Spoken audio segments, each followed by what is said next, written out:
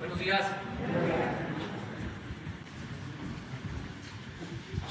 Vamos a informar, como todos los martes, sobre la situación de la salud y, como acordamos, el día de hoy se va a dar a conocer el plan de salud que se está impulsando para garantizar a todos los mexicanos el derecho a la salud. La forma en que estamos trabajando, ahora con más tiempo, porque la primera mitad del gobierno la dedicamos a atender la pandemia. Como ya afortunadamente la pandemia está teniendo menos efectos, hay menos contagios, menos hospitalizaciones y, lo más importante, menos fallecidos. Sentimos que vamos de salida. Ahora, el mismo equipo que trabajamos para enfrentar la pandemia, todas las dependencias del gobierno, el sector de salud, más la Secretaría de la Defensa, la Secretaría de Marina, los institutos de salud, todos juntos estamos fortaleciendo el sistema de salud para población abierta, para los que no tienen seguridad social, que son alrededor de la mitad de los mexicanos, y la gente también más pobre, más necesitada. Entonces, es rehabilitar hospitales, centros de salud, equiparlos, que no falten los médicos, los especialistas, las enfermeras, los trabajadores de la salud, que haya médico todo el tiempo en los centros de salud, en los hospitales, que no sea solo de lunes a viernes, ni que no se pueda uno enfermar el fin de semana, que no falten los medicamentos y que toda esta atención sea gratuita. Ese es el plan que se va a exponer el día de hoy, para que se conozca cómo vamos en el compromiso de dejar en este gobierno un sistema de salud de primer orden para garantizar este derecho a todos los mexicanos. Entonces, primero vamos con lo de la pandemia y luego la presentación de este plan, y después, posteriormente, el general Luis Crescencio Sandoval les va a informar sobre lo del paseo dominical en el aeropuerto Felipe Ángeles, que fue algo muy importante y ya se difundió, pero no mucho, y que pues todos los mexicanos sepan que ya se está por terminar esta importante obra. Ya al final abrimos para preguntas y respuestas. Entonces comenzamos con el doctor Alcocer. Con su permiso, señor presidente, muy buenos días a todas y todos ustedes. Como todos los martes, hoy les presentamos en el Pulso de la Salud 3 temas ya mencionados por el señor presidente de interés para la población mexicana. En primer lugar, el informe de los medicamentos adquiridos por el sector salud, para el sector salud, y enseguida el doctor Hugo López-Gatell les presentará el estado que guarda la pandemia y el seguimiento de la política de vacunación. Hoy cumplimos un deber para nuestra población, en especial para quienes no cuentan con seguridad social, pues el deber de un hombre es estar allí, donde es más útil, donde es más necesario. Les recuerdo que en 2019, antes de la pandemia, recorrimos a ras de tierra con el presidente de la República más de 7,400 kilómetros, visitando los 80 hospitales rurales del IMSS Bienestar y platicando con las comunidades para estudiar, conocer, entender, mejorar los servicios de atención médica y qué rutas para abastecer a todas las personas en todos los lugares con atención médica y medicamentos gratuitos. En ese recorrido se gestó el Instituto de Salud para el Bienestar. Ese camino aún no termina. Estamos en un proceso de transformación hacia la construcción de un sistema nacional de salud que sea universal, gratuito, equitativo y de calidad, con énfasis en los sectores más vulnerables y marginados de nuestra población. El camino hacia ello está construido con certeza. Prueba de ello es la atención médica durante la pandemia del COVID-19, que demostró una integración histórica del Sistema Nacional de Salud. Para reafirmar el modelo, tomando como tal al IMSS Bienestar y seguir en el cumplimiento de nuestro deber, en tercer lugar, el maestro Zoé Robledo nos hablará del primer paso táctico ya tomado en la construcción de este servicio federal de atención médica y medicamentos gratuitos. Nos dirá en dónde estamos y qué sigue. Continuamos el informe de los medicamentos adquiridos por el sector salud para la población de nuestro país. En esta primera lámina se nota que se han distribuido 693 millones de medicamentos y material de curación. En la siguiente se muestra que de enero a abril se distribuirán 114,553,000 piezas de medicamentos y material de curación en las 32 entidades federativas, derivadas de la compra consolidada INSABI 2022. La compra de INSABI y de la UNOPS garantizará un abasto mayor del 95% de las claves solicitadas para el primer semestre. En la siguiente vemos tenemos que en los últimos 7 días se entregaron 12.587.408 piezas de medicamentos y de material de curación y están en tránsito 9.932.379 piezas. Pueden ustedes ver en la siguiente que el INSABI, con la suma de 31 entidades federativas al plan de distribución de la última milla y con ayuda de la Sedena y Birmex, han distribuido en 14 estados, en lo que va del año, 14.494.072 piezas para abastecer 1.254 unidades estatales de salud. Y finalmente, les informamos que del 5 al 11 de marzo se prepararon 3.036 mezclas oncológicas para el cáncer para pacientes del Instituto Nacional de Cancerología, del Hospital Infantil de México, del Instituto de Enfermedades Respiratorias, del Hospital General y del Hospital Regional de Iztapaluca. Muchas gracias. Permiso, presidente. Secretarios, compañeros directores y comisionado, muy buenos días, tengan todas y todos ustedes. Vamos a comentar sobre la situación de la epidemia de COVID-19 y sobre todo de la continuidad del programa de vacunación. Vamos a ver la primera imagen, es la curva epidémica de agregación semanal, ya muy conocida, 7 semanas consecutivas de reducción de la epidemia. Como hemos platicado varias veces, ya es una tendencia muy sostenida, seguramente llegaremos a niveles mínimos de esta epidemia. También, como hemos comentado siempre, la aclaración de que en cada país la epidemia depende también de lo que ocurre en otros países. Y en la medida en que en ciertas regiones del mundo, en este momento particularmente en Europa Occidental y en Asia, pudiera mantenerse activa la epidemia o incluso aumentar, cualquier región del mundo pudiera quedar afectada. Pero por el momento en América y en México tenemos una reducción sostenida que probablemente se va a mantener en la medida en que tengamos altas coberturas de vacunación, como sí lo tenemos en México. Otros indicadores, la hospitalización también muestra claramente que se han ido desocupando las unidades COVID en la medida que hay menos personas que necesitan la atención, menos del 10% de las camas, tanto de ventilador como camas generales, están ocupadas y la reducción representa 95% respecto al punto máximo de la epidemia en la segunda ola. Y la mortalidad, el indicador más relevante del impacto que pudiera tener la epidemia de COVID, también a la baja, 94% con respecto al punto máximo que alcanzamos en la segunda ola. Y en la vacunación continuamos, ya existe muy poca demanda para el esquema primario, prácticamente hemos llegado al punto final en donde la población ya toda está cubierta en el esquema primario y quienes restan por ponerse la vacuna les seguimos invitando a que se la pongan, pero ya es muy pocas personas que quedan pendientes o que desean todavía vacunarse. Es posible que algunas de las personas que ya no se estén vacunando hayan tenido o bien la decisión de no vacunarse, lo cual consideramos que no es conveniente, insistimos en que se vacunen, o bien fueron vacunadas en otro contexto, quizá fuera de México. Hemos utilizado 186.7, casi 0.8 millones de dosis de vacunas en 85.4 millones de personas. Este es el esquema primario al que me refería. La siguiente, por favor. Y en la siguiente lo que vemos es que la cobertura general está en 90%. Seguimos trabajando para que en las áreas rurales de muy difícil acceso lograr que todo el mundo se vacune. No es ya ningún problema de acceso, es un asunto de voluntad, pero seguimos intentando que se persuada a todas las personas para que sean vacunadas. La cobertura general es 90% en la población adulta y 54% en personas de 14 a 17 años, quienes sí están todavía activamente vacunándose. Esto nos da un promedio general de 87%.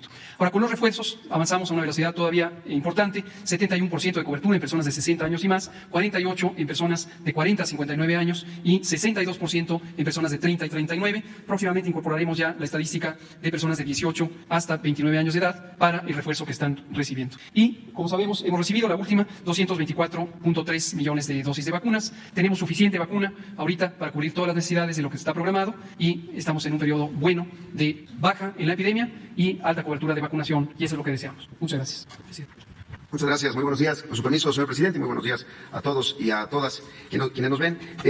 Dentro del sector hicimos un video que creemos que es importante darlo a conocer a toda la población, al pueblo de México, sobre cuál era el origen de la provisión de servicios de atención médica en nuestro país y cómo es el modelo de bienestar para pasar a este proceso de transición. Entonces, si nos lo permiten, pudiéramos verlo. Desde 1943, con la creación de la Secretaría de Salubridad y Asistencia y del Instituto Mexicano del Seguro Social, en México esas dos instituciones se hacían cargo de brindar servicios médicos a toda la población. En 1979 nació IMSS Coplamar para atender a población sin seguridad social que vivía en zonas marginadas y de difícil acceso. Poco tiempo después, en 1984, inició un proceso de descentralización de los servicios de salud y atención médica para que fueran los gobiernos de los estados los que se encargaran de esas tareas. Sin embargo, solo en 19 entidades continuó la operación del programa que cambió de nombre a IMSS Solidaridad, IMSS Oportunidades, IMSS Prospera y finalmente IMSS Bienestar, mismos que mantuvieron vigente el modelo de atención integral a la salud. Hoy el propósito es que en el año 2024 los hospitales de salud a cargo de los gobiernos de los estados se conviertan en hospitales del IMSS Bienestar, operados y administrados con los lineamientos de ese modelo de atención integral a la salud del IMSS Bienestar. ¿En qué consiste ese modelo? Primero, la atención primaria a la salud como eje rector. Significa que las acciones del programa se centran en la prevención de enfermedades, priorizando la promoción de la salud y el diagnóstico oportuno para evitar el deterioro de la salud de las personas y sus familias. Segundo, acción comunitaria y participación social. El IMSS Bienestar suma e involucra a través de diversas acciones a las familias, a las comunidades y al personal para trabajar juntos en el cuidado de la salud de todas y todos. Tercero, atención hospitalaria todos los días del año en todos los turnos. Los hospitales IMSS Bienestar cuentan con médicos, enfermeras y paramédicos las 24 horas, los 365 días del año. A la fecha, los hospitales del IMSS Bienestar cuentan con las siguientes especialidades: ginecología y obstetricia, pediatría, medicina interna, cirugía, medicina familiar, anestesiología, urgencias médicas y epidemiología. Adicionalmente, cuentan con los servicios de laboratorio, rayos X, dental, psicología, nutrición y trabajo social. Cuarto, programas de mantenimiento y conservación. El IMSS Bienestar realiza acciones para mantener instalaciones dignas, limpias y ordenadas, y equipos funcionales, y con personal preparado y capacitado. Desde hace meses se ha trabajado de la mano de los gobiernos estatales para que la transferencia se realice bajo 3 principios. 1. Continuidad de los servicios de atención médica. 2. Libre asociación de los gobiernos de los estados con los que se han firmado acuerdos y convenios. 3. Libre adscripción de los trabajadores y transparencia total en la información. No se afectarán los derechos laborales, ni se despedirá a ningún trabajador de salud. Cada quien conocerá sus condiciones individuales de acuerdo a su antigüedad, tipo de contratación y categoría. Para hacerlo, se implementará una calculadora digital, para que cada trabajador y trabajador tenga la información necesaria, pero sobre todo, conozca de manera particular las condiciones de la transferencia al programa IMSS Bienestar. Esta transformación está centrada en el derecho a la salud, centrado en las personas y en sus familias, para que reciban atención médica con la calidad que merecen, para que siempre encuentres médicos, enfermeras y especialistas en las unidades de salud, para que tengas acceso a medicamentos gratuitos, para que recibas atención médica en instalaciones dignas y con el equipo necesario, para que nadie se quede atrás y nadie se quede fuera. Muchas gracias. Si nos permite para la presentación, ¿de dónde viene el impulso de este proceso de transformación para la atención médica de las personas que no cuentan con seguridad social? Y aquí es importante aclararlo. Este esquema es para las personas que no cuentan con seguridad social. El resto de las instituciones de seguridad social que existen en nuestro país, el IMSS, el ISSSTE, el ISFAM, Pemex y sus servicios de salud, además de los institutos de seguridad social de trabajadores de los gobiernos estatales, permanecen exactamente igual. Aquí nos estamos enfocando en la población más vulnerable, quienes menos tienen y que no tienen seguridad social. Como lo saben, hubo reformas en 2019 al artículo 4 de la Constitución que sientan las bases del estado de bienestar que propone la cuarta transformación. El componente de las pensiones para adultos mayores, las becas para los estudiantes de familias de escasos recursos y que es el componente de salud. En la Constitución se estableció el sistema de salud para el bienestar, para la atención médica y los medicamentos gratuitos, que después derivó en reformas a la Ley General de Salud. Como se ha señalado, estuvimos en este recorrido todo el sector salud por los hospitales de IMSS Bienestar y trabajando y pensando y diseñando en este nuevo modelo que establece también las bases de coordinación entre los estados y la Federación para la población sin seguridad social en atención médica. Si pueden pasar la siguiente. En septiembre del año pasado se tuvo una reunión con todo el gabinete del sector salud y las instrucciones del presidente López Obrador tienen que ver en el proceso, como se ha llevado a cabo esta etapa, concentrando los recursos que se entregan a los estados mediante un proceso estructurado. En segundo lugar, dimensionando cuál es el número real de beneficiarios que reciben atención y servicios de salud para que estos sean de calidad, sean gratuitos y con un diagnóstico que se realizara en el territorio directamente en cada una de las unidades y hospitales del segundo nivel. Además, con ese levantamiento poder conocer y calcular las inversiones tanto en personal, en infraestructura y en equipamiento que hacían falta. A partir de este fortalecimiento del modelo de atención primaria a la salud, del modelo de atención integral a la salud de IMSS Bienestar que se acaba de ver, que existe en el país desde 1979. Como lo hemos señalado, las premisas son la libre asociación de los estados que están en esta disposición de transformar sus sistemas de salud, de la atención médica. En segundo lugar, la participación voluntaria también de los trabajadores para que cada uno de ellos y de manera directa conozca cuáles son las condiciones que se les están ofreciendo y puedan tomar la mejor decisión sin despedir a nadie, sin liquidar a nadie. Hay mucha información en redes sociales, anónima, toda, que establece algunos principios que no son correctos. El planteamiento se está haciendo para que cada uno de los trabajadores y trabajadoras conozca cuál es la situación y obviamente que este proceso de transferencia ocurra sin interrumpir la atención médica. La siguiente, el abordaje que se ha hecho es a partir primero de este ejercicio de levantamiento, diagnóstico de campo. Después de que se realiza esto, se hacen mesas de trabajo de todo el sector salud con los gobiernos estatales para ver otros aspectos que tienen que ver con los temas financieros, laborales, jurídicos, de la propiedad de los inmuebles, etcétera. También conocer cuáles son los servicios que se tienen contratados en cada estado. Y en tercer lugar, las firmas de los acuerdos que ustedes han sido testigos. Se ha firmado ya en el estado de Nayarit, que es nuestro estado emblema, la punta de lanza de todo este sistema. Le agradezco mucho al gobernador Miguel Ángel Navarro porque ha sido con una disposición plena para que esto se logre. Además de las firmas que se han llevado a cabo en los estados de Colima y de Tlaxcala. En la siguiente, estos levantamientos que se han realizado desde el año pasado, ya han alcanzado 13 estados del país. Se trata de equipos, más de 1,000 personas que han trabajado de todo el sector, que acuden a las unidades. Han visitado 4,747 unidades con una cédula que tiene que ver con estos componentes: los temas médicos, de enfermería, la participación comunitaria, los esquemas de contratación en recursos humanos, recursos materiales, servicios generales, conservación y la situación jurídica de los inmuebles. Y los estados que ya han sido visitados hasta este momento son Baja California Sur, Campeche, Colima, Ciudad de México, Durango, Michoacán, Nayarit, Oaxaca, Sonora, Sinaloa, Tlaxcala, Veracruz y Zacatecas. En ellos se hace este levantamiento para poder conocer el estado que guardan las instalaciones y todo el servicio de atención médica. En este caso traemos el caso de Nayarit, porque la pretensión es que empecemos el 1 de abril ya con la operación plena en el estado de Nayarit. Como se firmó el acuerdo desde el año pasado, en diciembre del 2021, y la intención es que 261 centros de salud de primer nivel y 16 hospitales, más uno nuevo que está por concluirse, el Hospital de la Mujer de Tepic, sean ya operados por el IMSS Bienestar. Se trata de 4,627 trabajadoras y trabajadores que están en esta atención, con quienes se está iniciando este proceso, este diálogo, para que conozcan cuáles son las propuestas para su incorporación al programa. Los siguientes pasos en este sentido es que el 17 de marzo instalamos en Nayarit con el gobernador Navarro ya la mesa de transición junto con todo el sector salud. Una vez que esto ocurra, el miércoles 23 se estará lanzando tanto esta herramienta digital para que cada trabajador pueda conocer de manera individual cuáles son la propuesta para su caso, dependiendo la antigüedad, la categoría, los años de servicio, para que no se le afecte nunca sus derechos laborales ni sus condiciones generales de trabajo. Y también vamos a habilitar ese mismo día un número telefónico, es el 800-953-2210, para que también en esta central puedan hacer llamadas los trabajadores, las trabajadoras, y aclarar cualquier tipo de duda.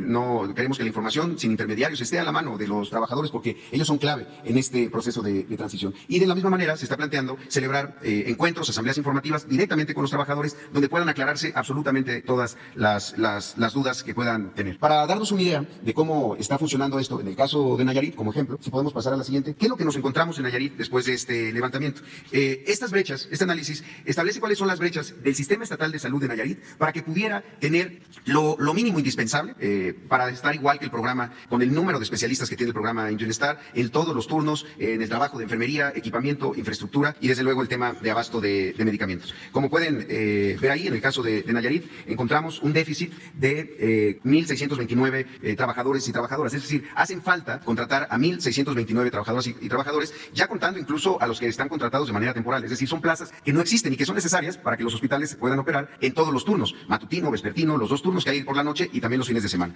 De estos 1,629 trabajadores, 453 son la necesidad de médicos generales. También se están lanzando ya las convocatorias para identificar a estos trabajadores. Muchos de ellos pueden ser también trabajadores que estuvieron durante la pandemia, médicos generales que se contrataron para la atención de COVID y que son candidatos a estas contrataciones. 68 médicos especialistas, 1,108 enfermeras. Además, en términos de infraestructura, insisto, esto es solo lo que hace falta para que las unidades que ya existen puedan operar de manera plena y eficiente. 12 unidades de cuidados especiales para neonatos, es decir, hay 12 hospitales que no cuentan con estas unidades que son claves para evitar muertes maternas y muerte infantil.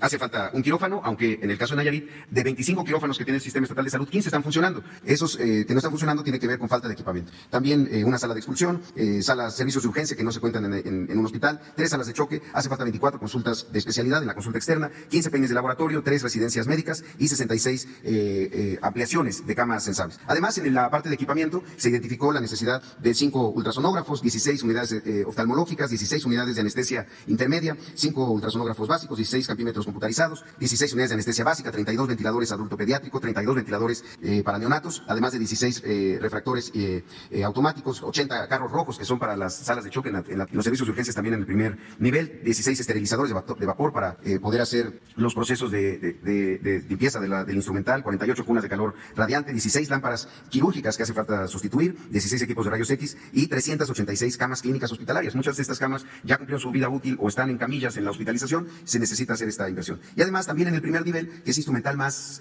sencillo, pero igual de importante para la atención médica de primer nivel, 552 estuches de diagnóstico, 66 refrigeradores para vacunas, 261 esterilizadores de vapor, 261 estetoscopios de cápsula sencilla, fonodetectores de latidos fetales que hacen falta, 261, y camas clínicas adultas, 251. La siguiente, esto nos lleva a tener un cálculo de las primeras inversiones que hacen falta en Nayarit. Ahora, aquí hay que aclarar que en este caso también se está calculando el Hospital de la Mujer de Tepic, que es una obra que que lleva mucho tiempo, tuvo problemas con la empresa constructora y ya hoy se está concluyendo la obra física y también el equipamiento.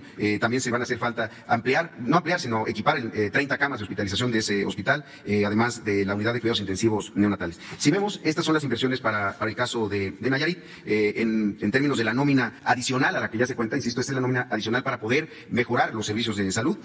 La nómina de médicos generales tiene un costo por los meses de abril a diciembre de 215 millones de pesos, la de médicos especialistas de 42 millones de pesos y la de lo que hace falta, el déficit de enfermeras, de 300 millones de pesos. Además de los 1.903 equipos de primer nivel por un monto de 58 millones de pesos, los 716 equipos de segundo nivel por un monto de 277 millones de pesos, ya contando el hospital de la mujer de Tepic y el equipo de segundo nivel 277. Además de otro equipamiento que hace falta de 113 millones de pesos para este hospital que les he mencionado. Además de 71 acciones de infraestructura para mejorar lo que ya se tiene. Muchas veces se pensaba que construyendo nuevos hospitales se mejoraba el sistema de salud, cuando se tenían hospitales que no estaban operando plenamente. Se trata de una inversión de 1.438 millones de pesos para Nayarit en esta primera etapa, para poner los hospitales y las unidades de primer nivel al 100 en estos aspectos.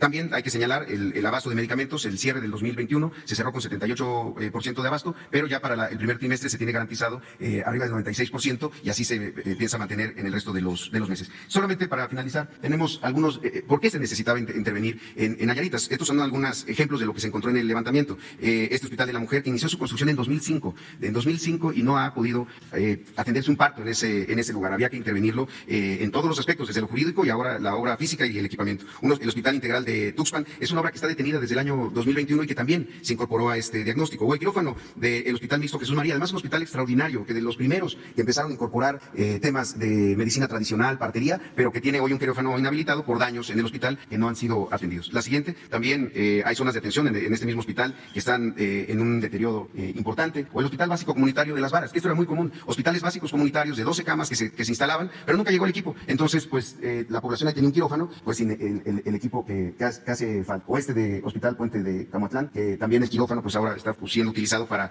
almacenar equipo y no para realizar cirugías. Entonces, esa es la intención, ese es el trabajo que nos ha encomendado el presidente López Obrador y que se ha hecho con todo el equipo de salud, con todo el sector salud, desde el diseño y la actualización de este modelo de atención integral a la salud, el enfoque preventivo que es clave y desde luego la incorporación de trabajadoras y trabajadores con mucha vocación que van a hacernos falta para levantar el sistema de salud estado por estado. Es cuanto por mi parte, señor presidente. Gracias. Con su permiso, señor presidente, muy buenos días. Bien, vamos a presentar lo del paseo dominical del domingo ahí en Santa Lucía. Mencioné que estos paseos dominicales es un proyecto de la Secretaría de la Defensa Nacional donde se pueden realizar diversas actividades, como son caminatas, rutas ciclistas, carreras, una convivencia con la sociedad. Se llevan a cabo en todas las instalaciones del Ejército y de la Fuerza Aérea mexicanos ubicados en todo nuestro país. El objetivo que se busca es tener la oportunidad de mostrarle a la sociedad mexicana lo que es su ejército, lo que es su Fuerza Aérea. Este acercamiento con la sociedad ha sido pues sumamente importante para nosotros, es una prioridad para la Secretaría de la Defensa Nacional este tipo de actividades y bajo este gran objetivo de acercamiento se realizó el domingo pasado este paseo dominical en Santa Lucía, Estado de México, para dar la oportunidad a todo ciudadano de conocer muy de cerca lo que en ese campo militar construyó el Cuerpo de Ingenieros del Ejército. Oportunidad única, ya que se consideró poder visitar tanto el Aeropuerto Internacional Felipe Ángeles, las instalaciones de la Base Aérea Militar número 1, las instalaciones sociales y culturales incluidas en este gran proyecto. Más de 25,000 personas caminaron, pasearon con sus mascotas, hicieron su ruta ciclista, conocieron el interior y el exterior del Aeropuerto Internacional Felipe Ángeles, así como las instalaciones de la Base Aérea Militar número 1, interactuaron con su ejército y con su Fuerza Aérea. Constataron un compromiso institucional cumplido por la Secretaría de la Defensa Nacional, que con entusiasmo, profesionalismo y deseos de servir a México, a sus instituciones, pero principalmente al pueblo de México, ahí se ve en todo lo que hicieron nuestros ingenieros en estas construcciones. Les mostraremos adelante el video abarcando esta parte tan importante que desarrolló la sociedad mexicana en el Aeropuerto Internacional Felipe Ángeles y las instalaciones militares ubicadas en este campo militar. Muchas gracias. Como parte de las actividades de acercamiento social, el 13 de marzo de 2022, la Secretaría de la Defensa Nacional llevó a cabo una ruta ciclista y un paseo dominical en las instalaciones de la Base Aérea Militar número 1, Santa Lucía, Estado de México. Referidas actividades fueron gratuitas y abiertas al público en general, de 9 de la mañana a 6 de la tarde.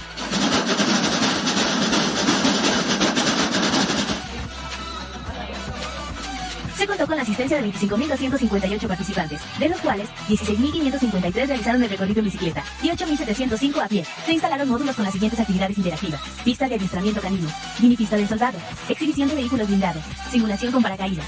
Durante el recorrido de 24 kilómetros, los visitantes pudieron observar la Plaza Mexicana, la Glorieta Monumental, la pista central, plataforma militar de la base aérea, el tren Olivo, el tren histórico-cultural, el Museo Kinametsu, el Museo Militar de Aviación, la torre de control, la plataforma de servicios del aeropuerto y el centro comercial. Fue muy moderno las instalaciones, se siente mucha seguridad, yo me siento muy tranquilo aquí, dando la vuelta. Pues sigan adelante, aquí se ve mucho progreso, mucha tecnología y hay que seguir en ese sentido. La verdad es que están impresionantes, se escuchan muchas cosas en las noticias, pero ya hasta que estás aquí te das cuenta de la inmensidad. La verdad es que vale mucho la pena este recorrido, gracias al gobierno de que nos dio la oportunidad de venir a conocer las instalaciones. Está de primera, de verdad, primer mundo, un lugar muy bonito. Ya estuvimos también en el Museo Paleontológico, el Museo del Mamut. Los visitantes manifestaron su asombro por el esfuerzo realizado para materializar el proyecto, que permitirá a México disponer de un aeropuerto de clase mundial y con espacios modernos, mencionando además que tuvieron la oportunidad de disfrutar en familia las actividades programadas. Los visitantes a la base aérea militar número 1 disfrutaron de la convivencia y sano esparcimiento. Gracias por tu asistencia. Muy bien. Bueno, pues hay una lista de ayer, a ver si terminamos. Son 6 compañeras y compañeros. Empezamos con Nancy Flores. Buenos días, presidente. Nancy Flores, de la revista Contralínea, y buenos días también a todos sus invitados. Presidente, en la revista Contralínea, un equipo de reporteros empezamos a publicar una investigación acerca de la triangulación de recursos públicos para el fondeo de esta plataforma Latinus. Esto se hace a través de 9 empresas dedicadas al sector salud precisamente. Son 9 farmacéuticas ligadas también al político priista, a familiares del político priista Roberto Madrazo Pintado, específicamente a su hijo y a su yerno. En esta investigación logramos varios hallazgos. Primero, que estas 9 farmacéuticas habrían obtenido contratos con 11 entidades federativas, con 11 gobiernos estatales, por más de 5,000 millones de pesos. Llama la atención que el 90% de estos recursos, es decir, alrededor de 4,500 millones de pesos, salieron del gobierno de Michoacán cuando Silvano Aureoles Conejo estaba al frente de esta entidad federativa. En ese sentido, ya sabemos que este periodista salió del país por todas las investigaciones que se están llevando a cabo por presuntas defraudaciones durante su administración. Y lo que encontramos es que este recurso se obtuvo, estos contratos se obtuvieron la mayoría por adjudicación directa y además corresponden a este periodo de 2018 a 2022. Entre otras cosas, hay algunos incumplimientos de contratos. Por ejemplo, en el caso de los servicios de mastografías, tanto en Michoacán como en Oaxaca, encontramos que estos servicios no se habían brindado a las mujeres a tiempo. En algunos casos ni siquiera se habían dado los servicios contratados, y esto significa un daño para estas mujeres, porque cuando ya hay presencia de cáncer, un día, un mes, meses de retraso, pueden significar la vida. El cáncer de mama es una de las principales causas de muerte en las mujeres. En otro hallazgo también que hicimos, encontramos que parte de estos 4,500 millones de pesos que se contrataron con estas 9 farmacéuticas provinieron del Instituto de Salud para el Bienestar, del INSABI, y de 2 fideicomisos federales. Entonces, presidente, preguntarle primero si este plan que tienen, que están implementando para federalizar la salud, ya de alguna manera sería un blindaje para que no ocurran estos casos de presunta corrupción o de presunta negligencia por parte de estas farmacéuticas y de estas empresas que se dedican al sector salud y que estaban acostumbradas a otros esquemas. ¿Qué pasaría con los estados que no se adhieran a este plan de salud? Y también preguntarle si ustedes estaban enterados de que parte de los recursos federales del INSABI habían terminado en estas contrataciones, recursos que además se movieron a través de 2 fideicomisos, el FASA y un fideicomiso de infraestructura, y que son miles de millones de pesos que terminan en esta triangulación para fondear, en este caso, la plataforma Latinus. Bueno, lo que estás exponiendo es cierto, es lo que sucedía y todavía pasa en menor escala, porque esto era lo que imperaba, el negocio en las medicinas, en la compra de los equipos médicos. Siempre lo hemos dicho, habían 3, 4 empresas que le vendían al gobierno medicamentos y equipos. El gobierno compraba alrededor de 100,000 millones de pesos de medicamentos y equipos, y 3 empresas vendían como el 60%, 70%, es decir, 60, 70,000 millones. Y esas empresas estaban vinculadas al gobierno, eran empresas de políticos o de traficantes de influencia. Por eso la campaña tan fuerte en contra nuestra, incluso utilizando a los niños con cáncer, estas empresas promovían esa campaña porque se les cayó un negocio jugoso, lucrativo, inhumano, y a partir de que ya no pudieron seguir haciendo ese negocio porque se abrió la compra de medicamentos a países extranjeros. Tenían todo controlado en México. No se podían comprar medicamentos en otros países. Solo se le tenían que comprar los medicamentos a ellos. A este grupo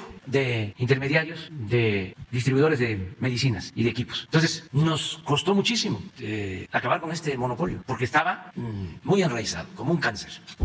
Y tenía protección de medios de información. Entonces, los protegían los medios, los apoyaba desde luego el gobierno, desde mero arriba había indicaciones para apoyarlos. Y una vez que tomamos las decisiones de enfrentarlos, empezó la reacción, la ofensiva. Recuerdo que desde antes de llegar a la presidencia nos reunimos para ver cómo estaba el marco legal y encontramos de que no se podían comprar medicamentos. Por eso hicimos un convenio con la ONU para que nos ayudara en la compra y en la transparencia de las adquisiciones de medicamentos. Y ahora estamos comprando medicamentos en todos los países del mundo, estamos ahorrando mucho. Sin embargo, la campaña no solo de los niños que no tenían sus medicamentos, sino del desabasto de medicamentos. Todo esto apoyado, repito, por los medios. Una vez que empezamos, se intensificó la campaña, ya no solo para cuestionar lo que estábamos haciendo en materia de salud, sino ya para cuestionar al gobierno. Y de ahí viene lo de Loret de Mola, porque Loret recibe financiamiento, cuando menos de una de estas empresas. Nosotros localizamos 9 compañías que están ligadas al servicio de salud y que además distribuyen medicamentos y material quirúrgico y todo esto. Pues yo estoy siendo muy fresa.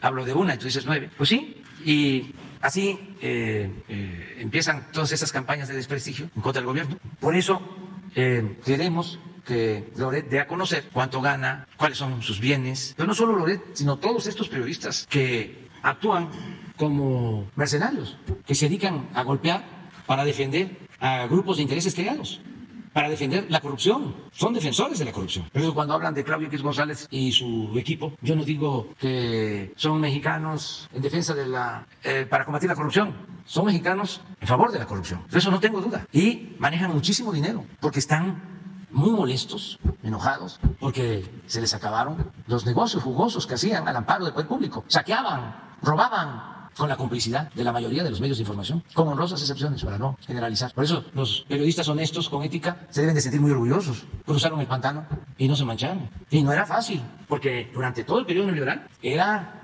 entregar subvención para silenciar a los medios, con la máxima de obedecer y callar, aplaudir y callar. Y hubieron los que resistieron, que no cayeron en la tentación. Esos merecen todo nuestro respeto. Pero otros se volvieron inmensamente ricos.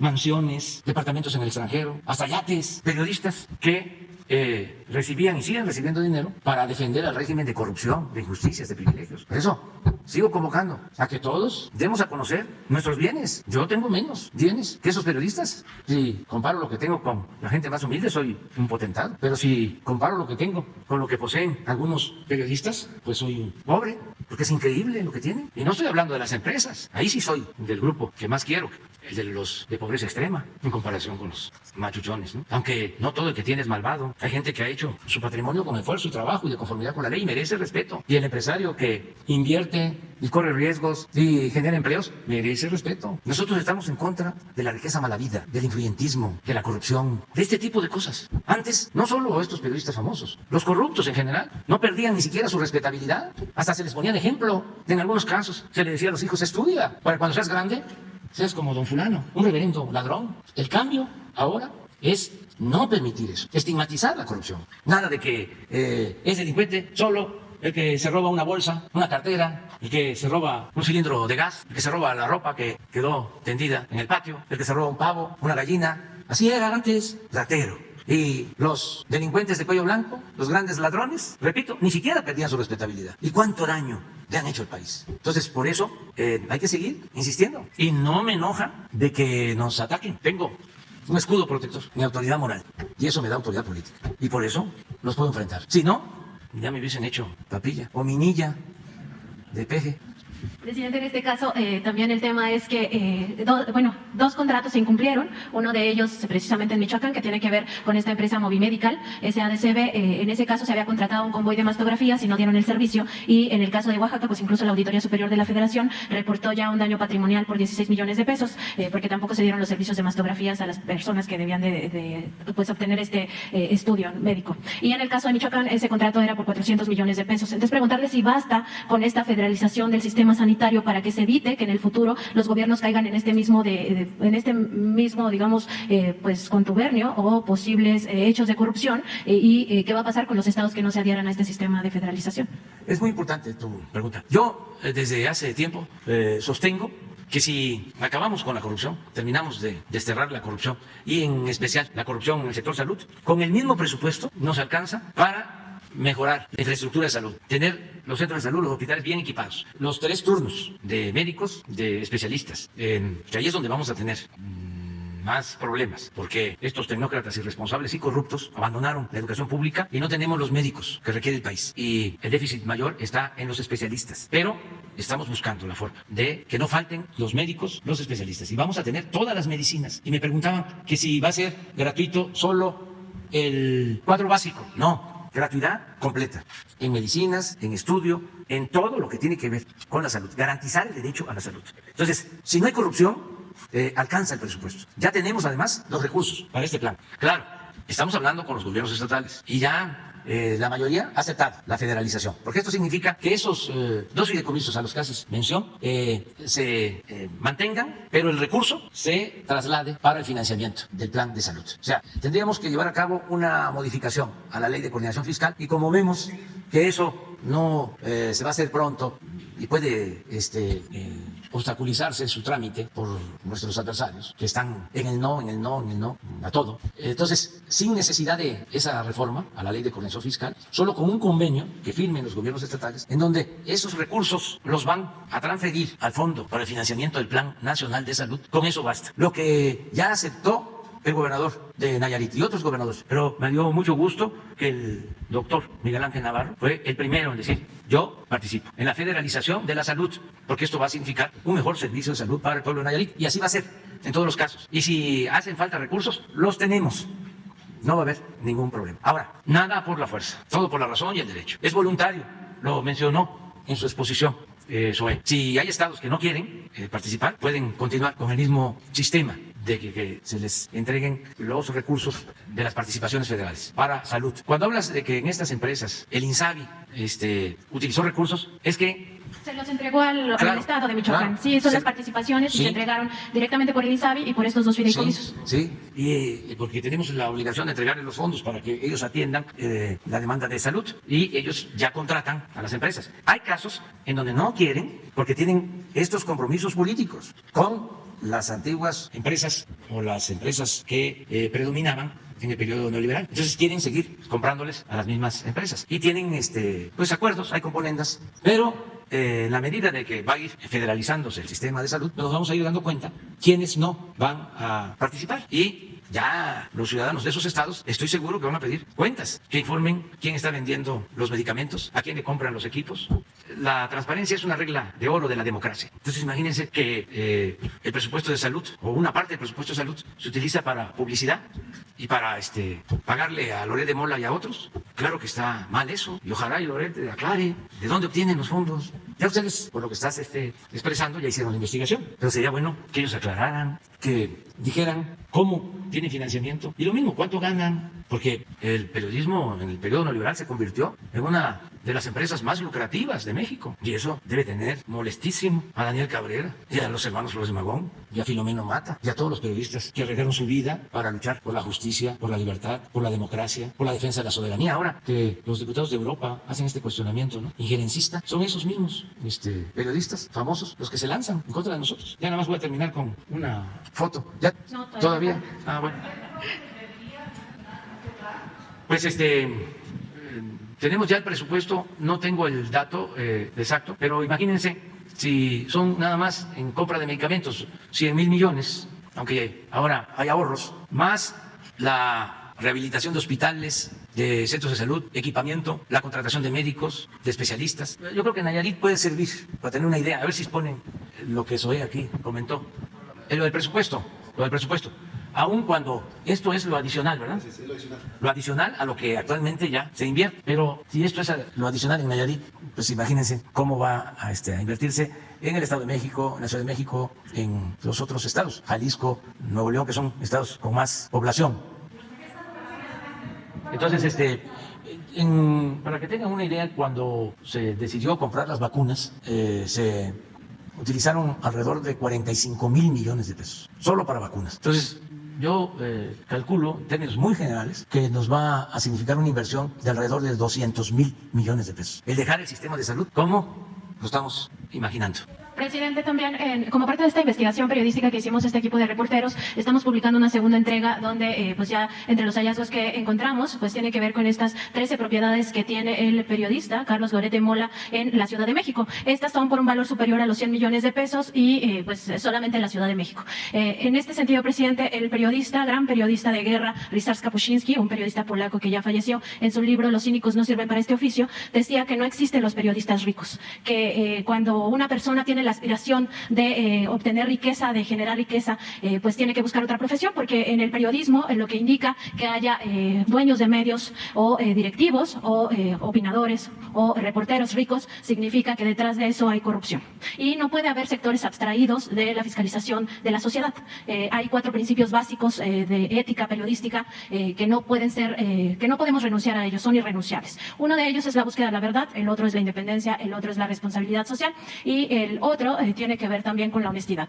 Cuando un periodista renuncia a estos principios, en realidad, a uno de estos principios, en realidad está renunciando a todos. Y no puede ser posible que un día seas ético y al otro día no. A veces se piensa que la corrupción en el periodismo es solo ese sobre amarillo que se entrega a los reporteros de La Fuente con dinero, con algunos cientos o tal vez miles de pesos para contribuir a la economía de los reporteros de La Fuente, que eso todavía existe, o que la corrupción tiene que ver nada más con la asignación discrecional de publicidad, sea del sector público o del sector privado. Pero eso no es cierto. Hay muchas formas de corrupción en el periodismo. Entre ellas, por ejemplo, el hecho de no publicar ciertas informaciones para afectar ciertos intereses o para beneficiar otros intereses. Otro tipo de corrupción es aquella que confecciona informaciones a partir de información que no es real, de información falsa o con información parcial para pretender que la población, que la opinión pública tenga una idea errónea de ciertas situaciones y con ello influir en esa opinión pública y además afectar a ciertos grupos y beneficiar a otros, sobre todo grupos de poder fáctico, de poder económico, pero también de poder político. En ese sentido, presidente, pues no puede existir ningún sector social, ¿no? En este caso, el periodismo no puede estar sustraído de la fiscalización de la sociedad, porque el periodismo es una herramienta para ejercer un derecho humano, que es el derecho a la información. Y este derecho no es patrimonial ni de los medios de comunicación, ni de los comunicadores, ni de los periodistas, ni de los reporteros. Es un derecho de todos. Todos tenemos derecho a saber. Y en ese sentido, presidente, preguntarle cuál es su opinión de este último punto. Pues estoy de acuerdo con todo lo que planteas. Hasta la admiración por este periodista polaco, Kapuscinski, que ha escrito libros que deben de ser de lectura obligada, porque es uno de los mejores periodistas del mundo, ya fallecido, pero hizo periodismo y reportajes en África, en Irán, en América Latina, tiene libros sobre el Shah de Irán, tiene muchos libros muy buenos. A ver, ¿cuáles libros tiene? Yo he leído como 3 del Ébano, ¿sí? Y ese de los cínicos no sirve para este oficio, donde habla precisamente del periodismo y de los principios éticos. Sí, de primera, como periodista. Nada que ver con los periodistas famosos de los grandes periódicos mundiales, de las grandes empresas de periodismo mundial. No, pues sí tiene muchos.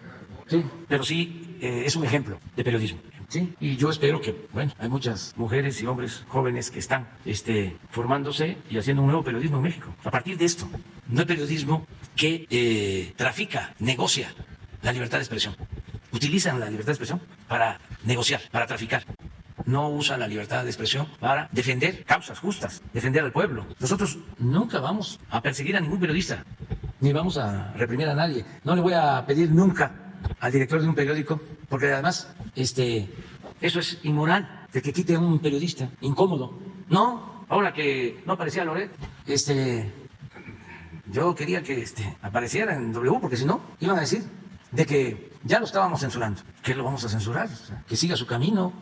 Tiene todo el derecho a expresarse, a manifestarse. No somos iguales que los anteriores. Sacaron de que iba a vender la W acciones a Daniel Chávez, empresario turístico, que tiene desde luego amistad con nosotros, conmigo, porque conozco a Daniel desde hace mucho tiempo y lo estimo y lo admiro, porque de abajo llegó a ser el empresario de turismo en México más exitoso. Es el que más divisas aporta con sus hoteles y viene de la agrícola oriental de Iztacalco. Entonces, claro que es mi amigo, pero es una gente recta, un empresario ejemplar. Y empezaron a decir, ya va a comprar la W.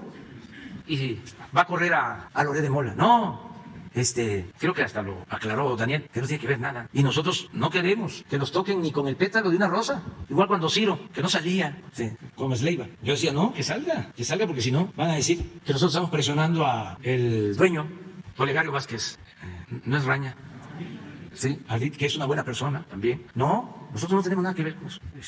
No nos parecen correctas esas prácticas. Y que cada quien asuma su responsabilidad. Y a nosotros nos ayuda mucho en tiempos de transformación que podamos tener como adversarios a periodistas como Loret u otros. Porque siempre hablo de que nuestra labor como dirigente es de concientización, es informar, es orientar, es concientizar. Acuérdense que la cuarta transformación es revolución de las conciencias. Y si no existieran estos fenómenos, si no salieran a atacarnos con esos reportajes, pues no estaríamos hablando aquí de esta situación. Y mucha gente, muchísimas, millones, se quedarían con la idea de que el periodismo es como el castillo de la pureza.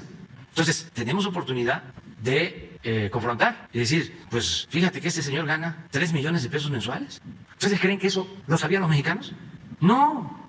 Estoy seguro que el 95% de los mexicanos no sabían que habían periodistas que ganaban 3 millones de pesos mensuales. Y mucho menos llegan a imaginar que hay periodistas, eso sí, que actúan en Estados Unidos y en México, que ganan 15 millones de pesos mensuales. Eso la gente no lo sabía, porque eso no se comentaba cuando estábamos en campaña, que hablábamos del avión presidencial, y lo explicaba yo y lo describía. Un avión de 5 o 7 mil millones de pesos, un avión de 25 metros de ancho por 70 de largo, aquí, apenas si entra aquí, con recámara, con sala de junta, con restaurante, lujosísimo. La gente decía, ¿qué es eso? O sea, ¿cómo? Increíble. Entonces, por eso estamos viviendo tiempos interesantes. Tiempos de mucha transformación, momentos estelares en la historia de México. Entonces todo esto ayuda y no es un asunto de tener enemigos. No quiero tener enemigos. No tengo ni quiero tener enemigos. Pero esos son adversarios. Y hasta les ofrezco disculpas, porque imagínense, si esto no cambia, que me entiendan, que comprendan que no podemos seguir igual y que defendemos millones de mexicanos el derecho a vivir en una sociedad mejor. Y eso es todo. Y también no son pocos, no es nada más Loret o Calderón, por mencionar a 2 personas. Son millones, son como 25, 30 millones. Con pensamiento conservador, ese es mi cálculo. Son millones, y no solo en México, en todo el mundo. Estos del Parlamento Europeo, la mayoría conservadores, muy dominados por el pensamiento conservador. Hay una coincidencia entre Kapuscinski y otro gran periodista que se llama Ignacio Ramonet respecto de cómo los medios de comunicación, el gran problema de los medios de comunicación en el mundo, no solamente en México, convirtieron a la información en una mercancía sujeta a las reglas del mercado. Y esto ha dado pie pues a montajes, como lo que ya sabemos del caso Florence Cassés y también del montaje de la niña Frida Sofía. Ya al margen de toda esta pregunta, presidente, y aprovechando que está aquí el maestro Zoraida Robledo, preguntar si va a ser posible o no que se haga pública la denuncia que se presentó en 2020 por parte del IMSS por este crimen de Estado en el que incurrió Felipe Calderón con el caso de la guardería ABC. Muchas gracias. Ramonet es francés, ¿no? Es español, pero radicado en Francia, sí. Sí, es el que le hizo la entrevista a Fidel. Sí. Sí. A ver, sí. Muchas gracias. Y efectivamente, a partir de que se hizo esta pregunta y el 10 de marzo se ratificó aquí por Nancy Flores de Contralínea, se había publicado ya un comunicado conjunto junto con la Secretaría de Gobernación y sobre todo tenemos que guardar muchas partes porque hay una denuncia y lo que pretendemos es, a final de cuentas, que esta llegue a buen fin y que la Fiscalía pues continúe el trabajo que ha estado haciendo. Solamente un par de antecedentes. El 12 de febrero del 2020 se presentó esta denuncia con elementos probatorios y lo más importante de señalar es que se ampliaba una visión integral y mucho más sólida que dio pie a que la Fiscalía originara una carpeta de investigación. Lo digo porque previamente se había presentado otra denuncia que la verdad pues era muy endeble, era prácticamente un hecho que iba a ser rechazada. Ahora, ¿cuáles son los elementos que además son elementos públicos sobre la denuncia? ¿En qué nos basamos para esta nueva denuncia? Primero, el voto de minoría del ministro Arturo Saldívar con la investigación que realizó la Suprema Corte de Justicia en el año 2009 sobre violaciones graves a derechos humanos. Y es importante recordar esto. La Corte en la Constitución, podía realizar investigaciones, asumirse como si fuera el Ministerio Público y realizar una investigación de esa forma. Y le invirtieron y dispusieron de personal para una investigación sobre el caso ABC. El problema fueron que, primero, esa investigación del ministro Saldívar, pues fue votada en contra en ese momento. Solamente 3 ministros acompañaron al ministro Saldívar y se rechazó. Pero no se quedó así. El entonces presidente, Felipe Calderón, presentó una iniciativa de reformas a la Constitución para quitarle esa facultad de investigación a la Suprema Corte de Justicia. Es decir, fue la última vez que la Corte pudo hacer una investigación. Desafortunadamente, la investigación no derivó en un voto y en una sentencia. ¿Y por qué era importante el resultado de la investigación de Saldívar? Porque lo que establecía era que el desorden generalizado en el proceso que tenía entonces el Seguro Social en asignación de guarderías subrogadas, ese desorden generalizado había sido conducido a partir del interés económico sobre la protección de la niñez. Y que en ese sentido no era solamente ABC, sino que era todo ese esquema con el que se entregaban las guarderías en aquel momento. Lo que hicimos fue atender a nuevos criterios, al principio de exhaustividad, y por eso hay nuevos aspectos y nuevas perspectivas en relación con los procesos de adjudicación, de contratación, de prestaciones y provisión de servicio de las guarderías. Y por eso hay también nuevos actores de los que, y además, bueno, el IMSS nunca había presentado una denuncia por parte del Seguro Social, habían sido las denuncias de los propios padres y madres de los niños que terriblemente perdieron la vida. También esta denuncia, y son datos también públicos, consideró lo que señaló también la recomendación 49-2009 de la Comisión Nacional de Derechos Humanos. Es una recomendación que está pública y que también construyó la denuncia. En este momento nosotros, el papel del Seguro Social debe seguir siendo colaborar con la autoridad ministerial, coordinarnos a fin de poder brindar toda la atención y toda la información que posea el Seguro Social. Sin embargo, sí es importante decir, no se pueden dar más detalles por la reserva que establece el propio el Código Nacional de Procedimientos Penales, porque es una denuncia penal. Entonces, creemos que es importante en este momento esperar a los resultados que nos pueda dar la Fiscalía. Ha habido avances, ha habido también detenciones, pero cualquier cosa que se pueda decir, pues puede ser en beneficio de las personas que fueron denunciadas. Entonces, creo que los elementos fundamentales es la identificación de cuáles fueron los criterios del ministro Saldívar, que desafortunadamente la Corte votó en contra, y también los de la propia recomendación de la Comisión Nacional de Derechos Humanos. Gracias. Nada más, porque ayer hablé es que hay un abogado que es el asesor de Claudio X González para los amparos en contra de José Ramón Cosío. ¿Ese no estuvo cuando esta votación? Estuvo en contra de la resolución de Saldívar, sí. Es que me quedé con la duda. De ahí vienen pues, también todos los corajes, ¿no? En contra de nosotros. Es que estaban alineados al conservadurismo completamente. Y ahora de manera hipócrita se ponen supuestamente a defender el medio ambiente, los derechos humanos, a defender el no permitir la corrupción, y son gentes sin autoridad moral. Pero bueno, hay libertades en nuestro país y afortunadamente también existe la mañanera. No creo que se atrevan a censurarnos, ¿no? ¿Ustedes creen que se atreverían? ¿Quién? El INE. O también el Poder Judicial podría hacerlo, porque una cosa es el presidente y otros ministros, y hay otros ministros ahí que vienen también del antiguo régimen, que están muy molestos, y jueces, lo mismo. No todos, afortunadamente, pero en fin, vamos a seguir ejerciendo nuestro derecho a la réplica. Juan Antonio Salinas, de Tijuana. Sí, presidente, buen día. Juan Arturo Salinas, de Primer Sistema de Noticias de Baja California. Buen día a su gabinete, a los compañeros. Voy a tomar lectura de mis notas porque soy muy malo en tema de derecho agrario, presidente. Es una materia que seguramente o voy a reprobar o la voy a pasar de panzazo. Pero básicamente el tema es que hay 70.000 familias en Tijuana, presidente, cuya situación se encuentra en riesgo.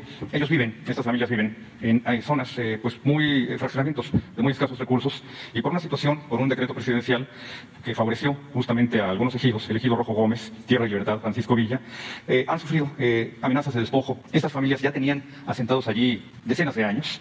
Yo conduzco un programa en Radio y Televisión Abierta, presidente, que sigue después justamente de su mañanera, y cada vez recibía más llamadas de familias. Yo no alcanzaba a dimensionar la magnitud del problema, no conozco mucho el tema agrario, hasta que me reuní con los líderes de ellos y me platican que precisamente a partir de este decreto presidencial de ampliación de tierras en beneficio de los ejidos Rojo Gómez, Tierra y Libertad y Francisco Villa, pues hay familias que ya están siendo desalojadas o se les pide que paguen la tierra a precio de mercado, $40 o $80.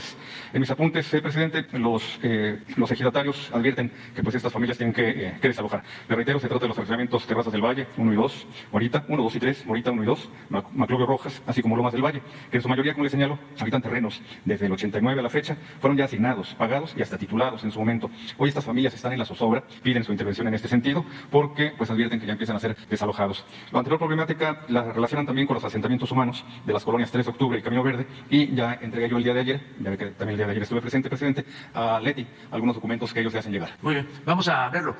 Seguramente se trata de litigios de presuntos propietarios de los terrenos, ya sean propietarios privados o ejidos, ejidatarios, autoridades ejidales. Hay que ver, es un asunto de regularización de tenencia de tierra. Esto es parecido o puede ser como lo que sucede en la famosa colonia Colosio, en Playa del Carmen, que se fueron asentando en predios, en todo un terreno, que es ahora ya el centro de Playa del Carmen, y sin embargo una familia reclamaban la propiedad y legalmente obtuvieron reconocimiento de parte de las autoridades. Y luego se hizo fideicomiso con el gobierno del Estado.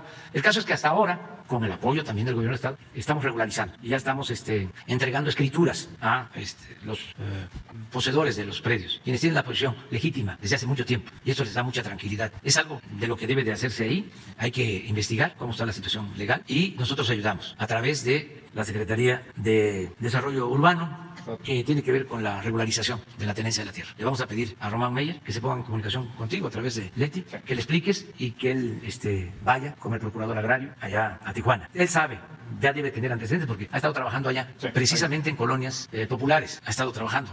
Yo fui allá a inaugurar espacios para del deporte en colonias populares de Tijuana, pero vamos a pedirle que él lo vea. Como usted sabe, presidente, Tijuana recibe a miles de migrantes, millones incluso, me incluyo, y creo que es emotiva esta frase que advierte que somos la zona del México que no ocupo en México. Toda la gente que recibimos de Chiapas, Oaxaca, Tabasco mismo, Sinaloa, Guerrero, Oaxaca, en fin. El otro tema, presidente, en la ocasión anterior en que estuve aquí, ahora sí no necesito leer nada porque el tema lo conozco bastante bien, le referí el tema de la regularización de los vehículos, los carros chocolate, como los conocemos. Gracias a su intervención abrieron el abanico y precisamente brindaron mejores facilidades. Sin embargo, se quedaron fuera los vehículos que no son de número, de identificación vehicular, con número precisamente, que inician con número, 1 para Estados Unidos, 2 para Canadá. Hay vehículos que inician su BIN, su número de identificación vehicular, con letra, que son vehículos asiáticos, que son vehículos europeos. Igualmente, estos fueron adquiridos en territorio estadounidense y se calcula que son un 20-30% de personas las que poseen estos vehículos que se van a quedar fuera de un esquema de regularización. No es un tema de privilegios, presidente. El día de ayer que yo me quedé, pues después de lo que usted me planteó, yo me desplacé por la ciudad con 20, 30, 40 pesos, una cuestión por el estilo, fácilmente. En Tijuana y Mexicali, que tienen las tarifas más caras de transporte público de todo el país, una familia debe destinar 300 o 400 pesos al día para poder movilizarse, trabajo y escuela, excluyendo diversión. Por eso le reitero, presidente, el tema del transporte en Baja California es vital y estas familias le piden también ser consideradas. Incluso hay quienes ya hasta les ofrecen amparos porque señalan que si hay una regularización que sea pareja para todos y advierten que no es una importación, lo cual sí tendría en el cajón solamente vehículos que estuvieron en el Tratado de Libre Comercio, los países firmantes del Tratado de Libre Comercio o ITEMEC, pero que también le piden que estos vehículos sean incluidos. Eso lo vamos a ver también con Leti y con Adán, que se analice. Y en efecto, el costo del transporte, hay que cuidarlo, el costo del transporte público, porque es un costo que se tiene que sufragar, porque si no se puede ir al trabajo, no se puede ir a la escuela, no se puede ir a ninguna parte. Fíjense que cuando está mal la economía familiar, cuando no alcanzan los ingresos, lo que se sacrifica primero, y por eso tenemos que garantizar que mejoren los ingresos, porque lo que primero que se sacrifica cuando hay crisis en la familia es el gasto de alimentación. En alimentación. O sea, consume menos alimentos, menos tortillas, sí, pero el transporte no. Es fijo. Y en efecto, aquí en la Ciudad de México es una de las ciudades en donde cuesta menos el transporte público. Y ojalá y se siga el ejemplo de la Ciudad de México en el resto del país, porque hay lugares en donde cuesta mucho el transporte público. No vamos a ir tan lejos. En el Estado de México, los que vienen a trabajar a la ciudad destinan una cantidad considerable en transporte para llegar a sus centros de trabajo. Entonces, vamos a ver lo de los carros. Es un asunto de seguridad y también es para ayudar a la gente que no tiene para comprar un carro nuevo. Pero lo queremos hacer bien. Por eso se ha ido perfeccionando este acuerdo y vamos a tomar en cuenta lo que tú estás planteando. Presidente, una acotación muy breve. Sí es un tema de seguridad, pero la gente que tiene un carro chocolate, precisamente se lo roban a ellos y ninguna autoridad les admite la denuncia porque no tienen documentos válidos, apostillados, o sea, un título de propiedad, un PIN, otro tipo de documentos. Por eso es que brinca al tema de la inseguridad. No porque el vehículo chocolate, el vehículo irregular, lo haya comprado el ladrón. Se los roban con más facilidad porque saben que va a ser muy difícil rastrearlos. Eso es lo que... Muy bien, adelante, Juan. Valentina. Muchas gracias. Buen día a todas las personas que escuchan este diálogo. Presidente, soy Valentina Peralta Cuba, periodista independiente. Principalmente lo que hacemos es investigar temas de seguridad, de violencia, de justicia y colaboramos con distintos medios. Nos parece muy importante que ahorita que están presentes las autoridades de salud presentando este plan, se considere un espacio fundamental a la salud mental, psicoemocional de la población dentro de las instituciones, toda vez que la circunstancia de estos últimos sexenios de tanta violencia ha generado enfermedades graves que después derivan en otras enfermedades a partir de hechos violentos y de delito. Los grupos de delincuentes son también muy creativos y organizados. Hay prácticas delictivas que se van replicando y tardan en ser identificadas y combatidas cada vez más en todo el espacio y en todo el país. Se secuestran a personas que están de viaje fuera de su lugar de residencia, están hospedadas en hoteles y ahí son victimadas, como 3 jóvenes de familias humildes del Estado de México, Aníbal Cerón Hernández, César Augusto Vázquez Cureño y Juan Carlos Pérez, empleados que fueron enviados por su empresa por unos días a trabajar a Tabasco y fueron secuestrados por delincuentes en complicidad con autoridades locales, quienes les montaron una trampa y fueron encarcelados como responsables mediante un montaje de intentos de secuestro en la carpeta de Balancán 298/2020. Desde hace año y medio están privados de la libertad en el Cerezo Tenosique, siendo inocentes. En la Ciudad de México y en el Estado de México hay carpetas de investigación iniciadas previamente a su detención. En la Ciudad de México, la 555/09/2020. En el Estado de México, la 222267/20/09, donde se demuestra que los 3 jóvenes son víctimas de secuestro y que los mecanismos de corrupción e impunidad en Tabasco tienen en la calle a los verdaderos culpables. Que en Balancán, Tabasco, se confabularon empleados del Hotel Moncho, donde estaban hospedados, la policía de Balancán, el titular de la UEX, Guadalupe González González, y al menos otras 3 personas que hicieron las negociaciones para cobrar los rescates que pagaron la empresa y las familias, y que los verdaderos secuestradores son protegidos por el mismo titular de la UEX en Tabasco. A la vez que exponemos esta práctica, a la vez que exponemos este caso en particular, exponemos esta práctica para que la Secretaría de Seguridad Ciudadana la tome en cuenta y también generen una estrategia de identificación de que esto está sucediendo en todo el país, presidente. Y no se le está tomando mucho en cuenta porque dicen, es un secuestro virtual, no es un secuestro real. Y sin embargo, todas las lesiones psicoemocionales y de salud mental están ahí en las familias, y más en este caso que estos jóvenes, siendo inocentes, están en ese lugar. A la vez que exponemos esta problemática generalizada, preguntamos si el gobierno federal puede intervenir para lograr la justicia. Esta intervención es urgente porque el próximo viernes 18 de marzo será la última audiencia en la causa penal 151/2020. El juez presidente es Gabriel Martínez Cornelio, del juzgado de la región 4 de Emiliano Zapata, Tabasco, y se determinará una sentencia que las familias, que son familias muy vulnerables del Estado de México, temen que pueda ser, pues, consumarse esta injusticia. Son 2 puntos principales los que tienen que ver con esta intervención. 1, lograr la libertad de estos 3 jóvenes inocentes a partir de la verdad, y que se investigue por parte del gobierno federal lo que realmente sucedió, porque así se identificarán a los responsables y se determinará cómo están haciendo esta mecánica, sobre todo en Tabasco. No es el único caso, de hecho está ya ahorita una serie que ejemplifica que esto tiene mucho tiempo haciéndose de la misma manera, y necesitamos que esa sanción sea ejemplar para que otros grupos delincuenciales no sigan replicando esta conducta. Es mi primera pregunta, presidente. Bueno, pues Valentina, yo te propongo que hables hoy con Rosa Isela Rodríguez, secretaria de Seguridad Pública y Protección Ciudadana, que te atienda, transmítele toda la información y que ella nos ayude para que nos informe qué está sucediendo, si te parece. Perfecto, presidente, le informaremos el resultado de esta reunión. Sí. Mi segunda pregunta, para formularle mi segunda pregunta, es indispensable que le refiera el siguiente contexto. Los periodistas, cuando estudiamos en las escuelas de periodismo, siempre nos dicen que tenemos que consignar hechos, datos duros, nada de interpretaciones ni subjetividades. Y los hechos son que su gobierno realiza muchas acciones que son inéditas en México y en el mundo. Por ejemplo, usted y su gabinete inician juntos diariamente antes de amanecer sus actividades. No hay ningún referente en el mundo de un gobierno que haga lo mismo. Por otro lado, la libertad de expresión, que depende del gobierno federal, es total. Muestra de esa práctica diaria es esta reunión, es este diálogo, donde podemos realizar preguntas libres que nadie verifica antes, sobre temas de interés general, que son respondidas por usted sin un apuntador ni asesores que le estén preparando las respuestas, como ha sido siempre en los sexenios anteriores. Esos son hechos, no son conjeturas. En estos 3 años, su gobierno ha enfrentado la pandemia con vacunas gratuitas para toda la población. Ha hecho rifas y ventas de bienes para beneficiar a las comunidades más pobres. Ha construido escuelas, hospitales, bancos, caminos, otorgado becas y apoyos. Entre muchas acciones más, ha recuperado miles de millones de pesos que antes evadían grandes empresas, por lo que hoy su gobierno, sin endeudarse con el extranjero, cuenta con recursos adicionales para destinarlos a los asuntos más importantes y urgentes, como el que hoy le preguntamos. Y que tiene que ver también con esta salud mental y psicoemocional de la población en general y de las víctimas en particular. Presidente, con hechos, como lo decimos, se constatan los múltiples esfuerzos realizados hasta ahora por su gobierno. Sabemos que un sexenio es insuficiente para resolver todo lo acumulado en casi 40 años. Por eso, se atiende lo más importante. Y usted, durante sus cientos de conferencias matutinas, ha repetido muchas veces que lo más importante siempre son las personas, lo humano, la felicidad de los gobernados. En México hay al menos 100,000 seres humanos que están dados por desaparecidos y más de 53,000 personas encontradas sin vida, de las que se desconoce su identidad y han sido abandonadas en fosas comunes. Muchas personas dadas por desaparecidas están en esos espacios forenses atrapadas y nuevamente desaparecidas en una crisis de incapacidad, ineficiencia e ineficacia de los gobiernos locales. Sabemos que desde el inicio de su gestión, la atención a la búsqueda de personas desaparecidas es una de sus prioridades. Es evidente que el subsecretario Encinas y la titular de la Comisión Nacional de Búsqueda, Carla Quintana Osuna, han impulsado con total entrega y compromiso incontables acciones de búsqueda e identificación, que incluye el otorgamiento de más de 1,000 millones de pesos en subsidios federales a las entidades federativas para fortalecer las acciones de búsqueda locales, la construcción de algunos centros regionales de identificación humana. Pero, presidente, hacen falta más esfuerzos, sobre todo en materia forense. Ahora que usted es el presidente y la mayoría de las entidades federativas son gobernadas por la 4T, están dadas las condiciones para buscar realmente, sin simulaciones.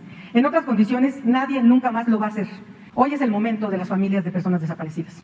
En los 3 años que quedan de su mandato, es tiempo suficiente para lograr avances concretos en esta tragedia que los anteriores presidentes provocaron y por ello se negaron a reconocer.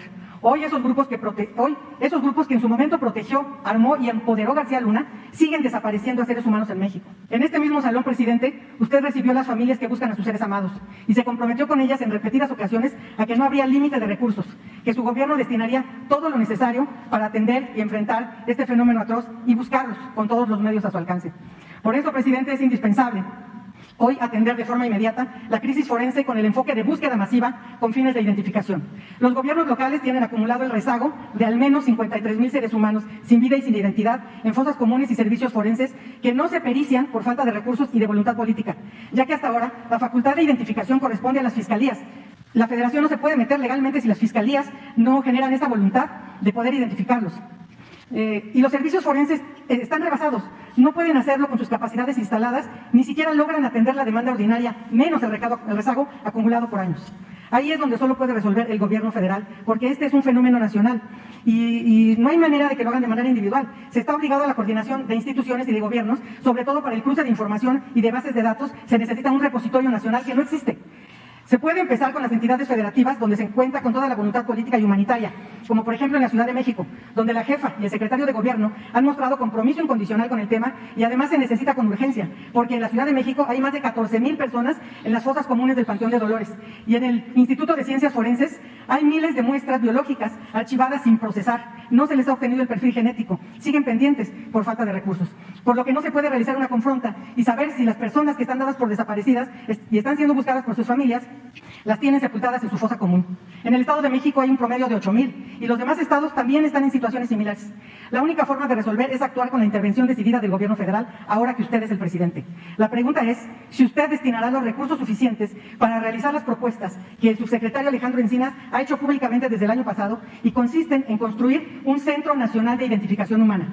Porque hay regionales, pero si no tenemos una base de datos nacional no podemos confrontar. Un Centro Nacional de Identificación Humana para que desde la CEGOP se articule la coordinación pericial y cotejo de datos que debe ser nacional.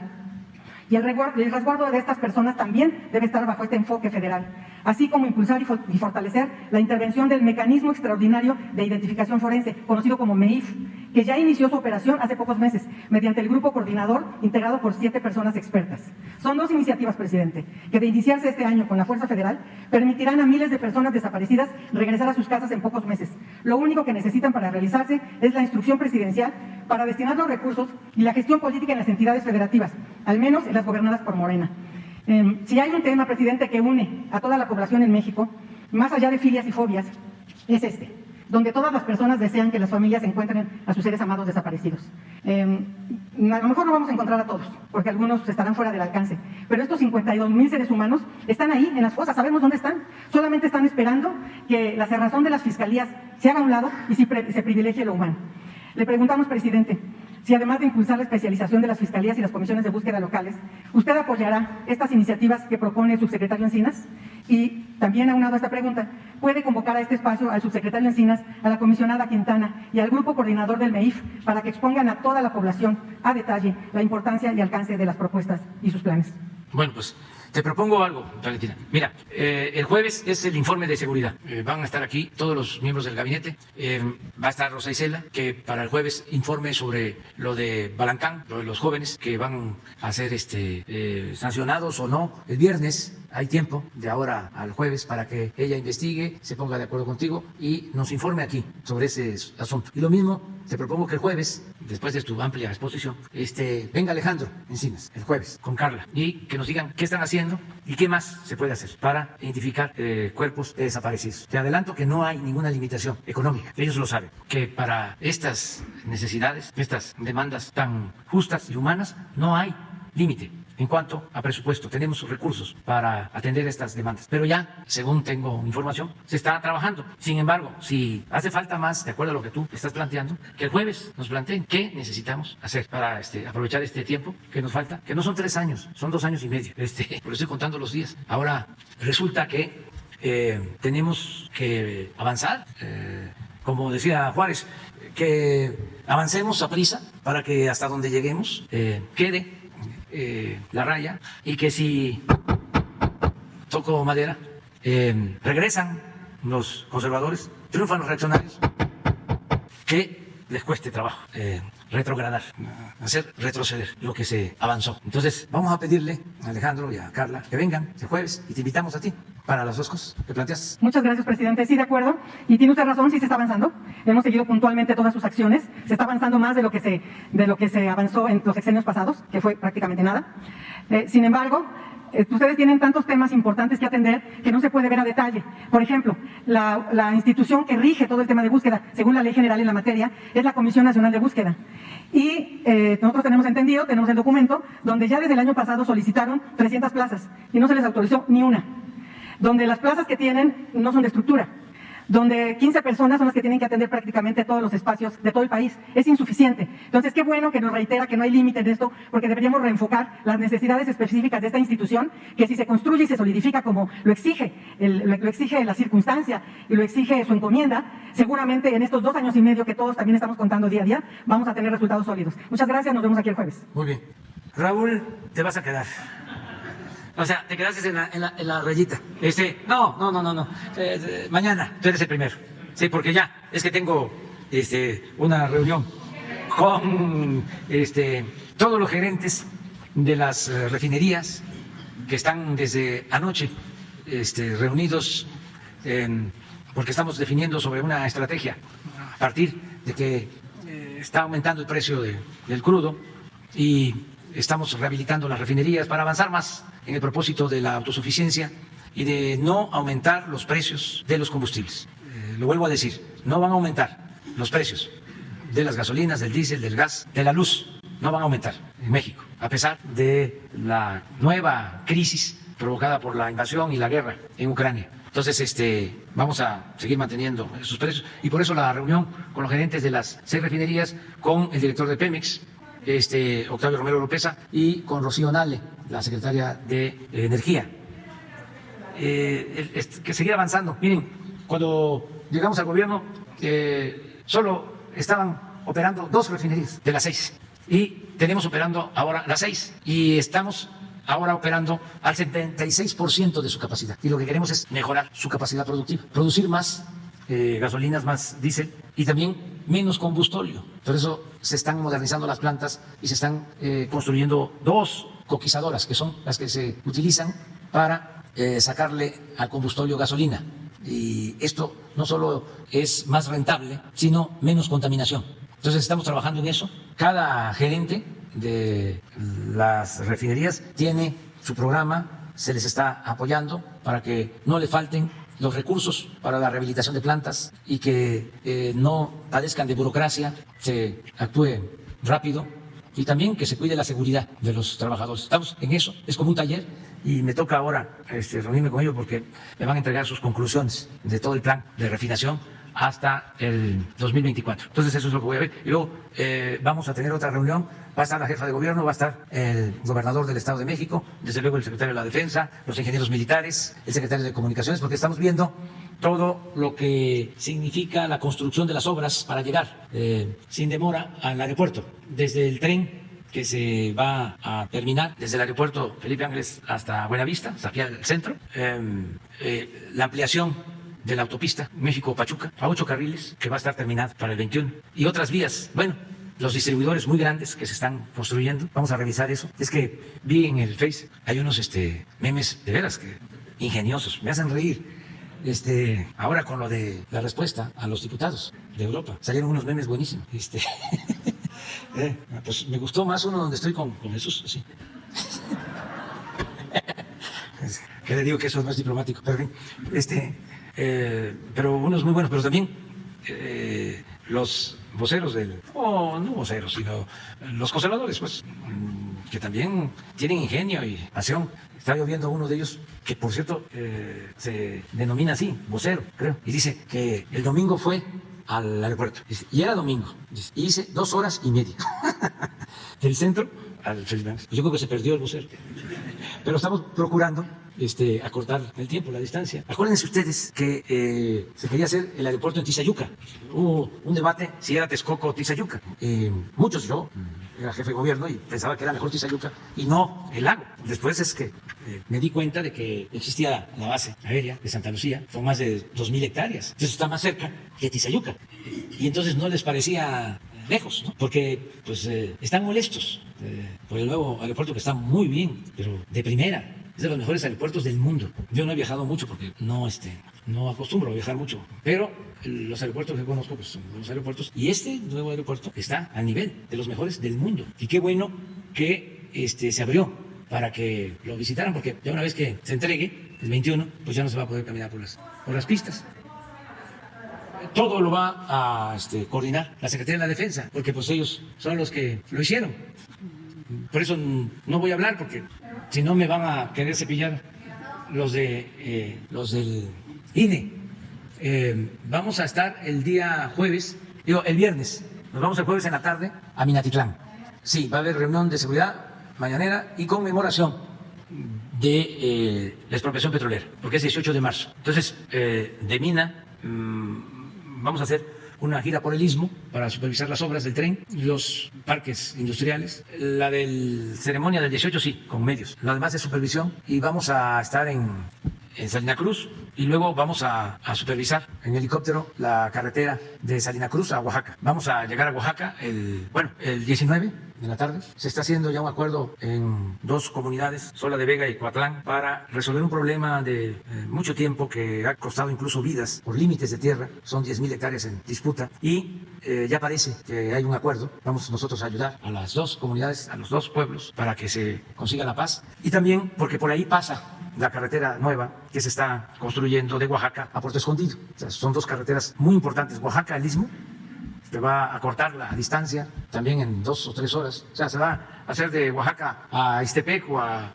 Juchitán, o a Salina Cruz, o a Tehuantepec, 2 horas, 2 horas y media. Y también de Oaxaca a Puerto Escondido, 2 horas, 2 horas y media, que ahora se hacen 5, 6, hasta 7 horas. Entonces, con esas 2 carreteras, entonces vamos a firmar un acuerdo, que eso es el día sábado. El domingo voy a la Sierra Juárez y voy a estar en Guelatao. Sí, vamos a tener una reunión con las autoridades de Guelatao. Voy a poner una ofrenda, a ofrecer disculpas porque no vamos a poder estar el 21. Estamos un día antes, el domingo, en Guelatao. Viajamos a México y me voy a dormir a Santa Lucía, al aeropuerto, al nuevo hotel. Ahí voy a dormir para estar temprano en la mañanera, que se va a llevar a cabo en Santa Lucía, en la mañanera, y ahí va a ser también la conferencia el lunes. Y luego de la conferencia ya se entrega por parte de la Secretaría de Defensa del aeropuerto. Yo no voy a hablar, nada más van a haber invitados, ustedes, así, a todos los medios. Todos ustedes están invitados, ¿sí? Todos están invitados. ¿Cómo no van a estar invitados ustedes si siempre están aquí haciendo su trabajo? Es el domingo. No, porque es que no queremos que se vaya a malinterpretar. Nada más, pero lo del 18 sí, y desde luego lo del aeropuerto, sí, están invitados. Tengo entendido que sí. No, va de invitado especial, como van a ir otros invitados especiales.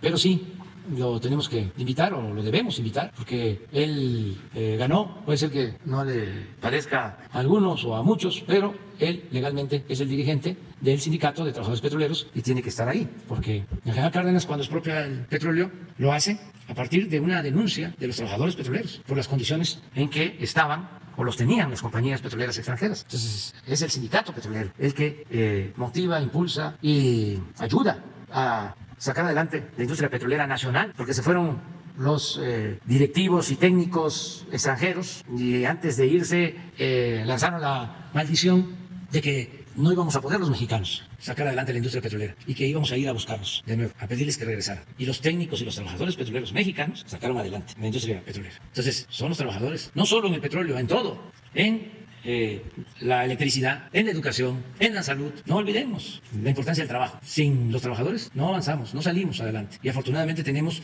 mucho apoyo de los trabajadores. Ahora, con toda esta reforma en materia de salud, aprovecho para decirle a los trabajadores de la salud que tengan confianza. Lo que dijo aquí Zoe, nadie va a ser despedido. Los que se contrataron y nos ayudaron en la difícil circunstancia del COVID, tienen garantizado su trabajo y que también sepan que van a ser basificados. Los que estaban por contratos, es un compromiso, cerca de 100,000 trabajadores van a quedar basificados. Es algo que vamos a cumplir y que si tienen dudas, ya lo planteó aquí Zoe, va a haber una página, un teléfono, donde van a poder preguntar. No van a perder su antigüedad, sus prestaciones, no va a haber disminución del salario, al contrario, van a mejorar todos los trabajadores de la salud. Entonces, eso es todo. Muchas gracias. Sobre la violencia en Nuevo Laredo y lo que sucedió antier y ayer, hoy se va a dar una conferencia de prensa, ¿no? ¿A qué horas? 13:30, hoy. ¿En dónde va a ser el general? La Secretaría de Defensa, 13:30 de la tarde. Espérense a las 13:30. ¿Cómo dijiste? ¿Lo reportaron o lo enfrentaron? No, extradición no es.